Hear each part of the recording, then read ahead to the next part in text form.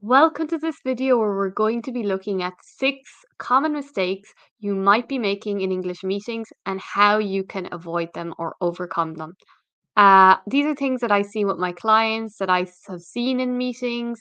And, I have a list. So I'm just going to share my screen to show you and to just think about it for a moment before we get into the list. I'm going to try to keep this video brief today, but if you have any questions, do put them in the chat. So yeah, as I said, as I want to say, basically, some of them are technical, related to grammar and things, mistakes that you still might be making as a non-native English speaker. Even at an advanced level, you might still be making these mistakes. You might even not even realize that you're making these mistakes. And then there are other things that I have listed as well that are more about the psychology, the energy, the confidence you are showing up to these meetings in English, the mistakes you might be making in relation to that, and how you can work on them and how you can avoid them. So let's get into the list. And I'm literally just going to be um, reading it and also looking at my notes to give you a bit more detail. And I'm going to also, link to some previous videos that I've done that can give you more information, but I'm really going to try to keep this video brief. So let's take a look. So, number one I have here is you may be making, and to be honest, I think a lot of you, and I think this is more reassuring to tell you this than you know, for you to panic about this. But you should be reassured that most people make mistakes with prepositions. I would say even native speakers make preposition errors. It's a huge thing that people still make. So, the thing with prepositions is we have the basic prepositions that are used for time, for place, at 5 o'clock in Paris, etc., etc. But the difficult prepositions are the ones that are dependent prepositions, and they're ones that are combined with nouns, with adjectives, and with verbs. And these dependent prepositions, there are no real rules to know when or when not to use them. So I'm just going to give you, and I'm reading from my notes, a few examples, and these are related as well to legal English or to legal professionals. So, for example, a verb and preposition. He was accused fraud. So that one, I don't know if that's very difficult, but he was accused of fraud, not in fraud, not by fraud, it's of fraud. He was accused of fraud. But so many people make, little mistakes like that. And if, one or two here or there is no problem. But if it kind of accumulates, it can bring down your standard of English. So it's definitely something to pay attention to. Another one with an adjective and a preposition. Responsible. The attorney is responsible in preparing the case. So what is it? Responsible preparing the case. It's responsible for. It's not of, it's not in, it's responsible for preparing the case. So this is really important. And the main thing I would recommend for learning these prepositions is to learn them all in one. When you learn accuse, to accuse someone of, that's how I would write it in my notes. I would write the preposition with the verb when I am learning the verb. Ideally, that's the best way to learn from the beginning.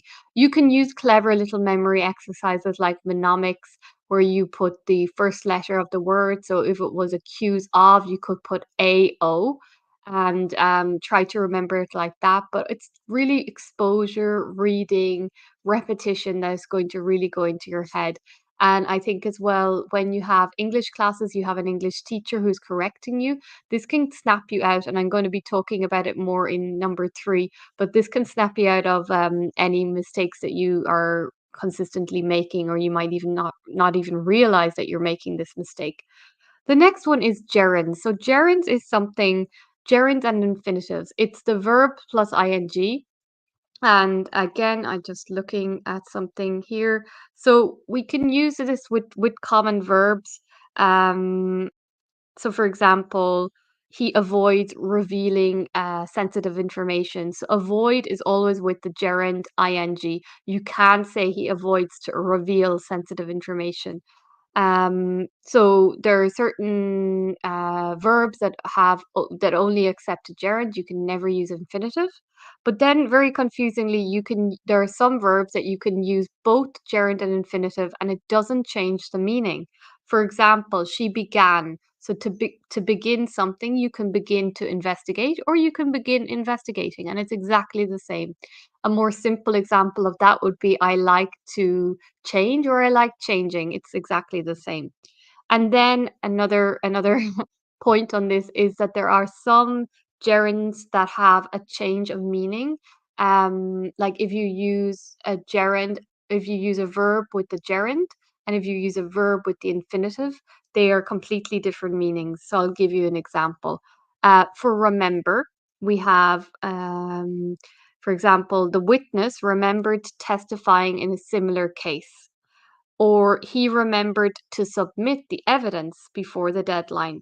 So remember plus gerund, where he remembers testifying, it's talking about something in the past. I remembered doing something in the past.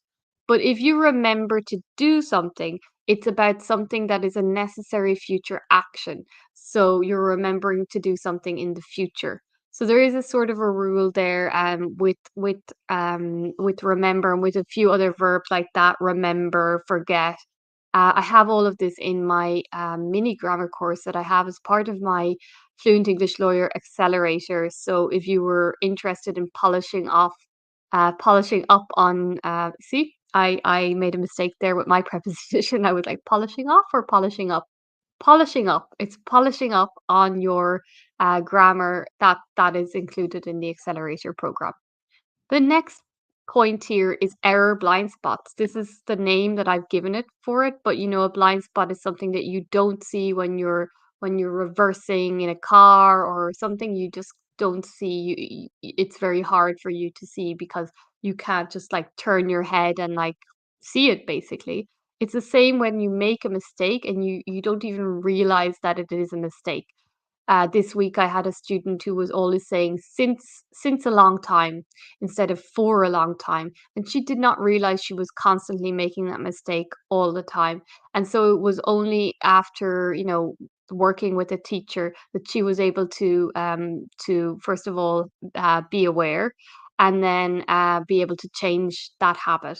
And sometimes like these error blind spots, they can be things that we don't realize, or they can be things that we know that are like incorrect, but it's a bad habit that we've made. And so, having a coach, working in a program, it can really help you move out of those error blind spots and really polish your English. So those three are really about the technical side of showing up to meetings in English.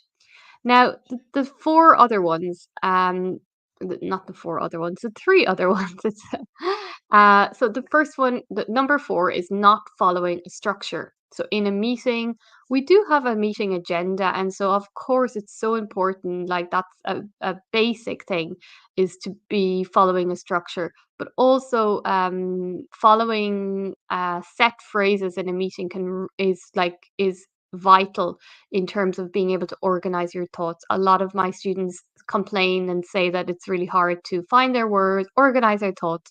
Well, following a clear structure is going to really, really help with that. And if you go back to one of my videos about meeting phrases, I don't know the title, but I'm going to link it after this video. You can look at some useful language, and I'll also be coming out with a guide shortly that will help you with that. So not following a structure. Number 5 is when you over focus on your word choice. So you over focus on having, richer vocabulary, better words for something, being more articulate. And it's great to be, focusing on expanding our vocabulary, but sometimes it can come at the detriment of other things, like the delivery of the message. So if we are over focused on finding the exact right word, even though we're able to communicate, pretty much what we want to say, um, what might happen is that our pronunciation might go and the message, the way that we express ourselves, the way we come across, which is the most important thing at the end of the day. Our delivery of the message is going to go down. It's going to be at the detriment of that.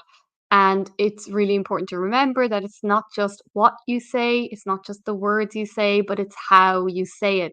So sometimes, often actually, simpler is better than more complicated, but simpler in a confident way, showing up confidently and delivering that message with that kind of certainty and not being, insecure about your word choice. And number six is believing that your English is not good enough. Feeling that fear, looking around, comparing yourself as well to other meeting participants, feeling like you want to run away because you feel they're better than you. Well, obviously, it's not a great feeling to feel inadequate. But of course, it's a natural reaction. But this is not going to do you any favors. It's not going to do you justice if you believe that your English is not good enough because you're going to perform badly. So it's actually going to be at your detriment again. So it's not just about feeling more confident because it's nice to feel confident. It's actually going to impact your performance if you're going to internalize the belief that your English is not good enough. Even if you can go and compare and you can think, okay, yeah, they seem to have a better accent than me. They seem to have a better choice of words. All of that is relative. And I think we need to stick to us, to ourselves, not to compare ourselves to anyone else, and to just look at the progress that we have made and the progress that we continue to make and working on ourselves day by day by day. And showing up with that confidence as well. It's going to help your performance and it's going to help you speak better English at the end of the day. So all of these negative frames of mind and feeling inadequate is just going to hinder your performance. So that is it for the six common mistakes today. At some point, maybe I will go into more detail on these. If you wanted me to go into more detail on the technical side, the grammatical side, perhaps looking at the structure of things, the frameworks, things like that. So just to let you know, one thing that you can do if you're interested in hearing more about, so no, it's not. Okay, I'm gonna stop my sharing my screen.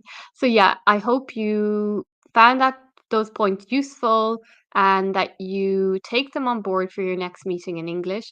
I'm going to link a few more videos that go into more detail on looking at the structure and also believing in yourself more in English, having a stronger mentality, because that's going to ultimately help you with your meeting performance, which at the end of the day is the most important thing. Showing up with that confidence in meetings so you can achieve more success, so that you can unlock all those career opportunities as a legal professional. So yeah, do subscribe to my newsletter as well. I'll leave the link there, and that will give you the latest updates on everything that I'm running, my events, and behind the scenes stories and things like that. And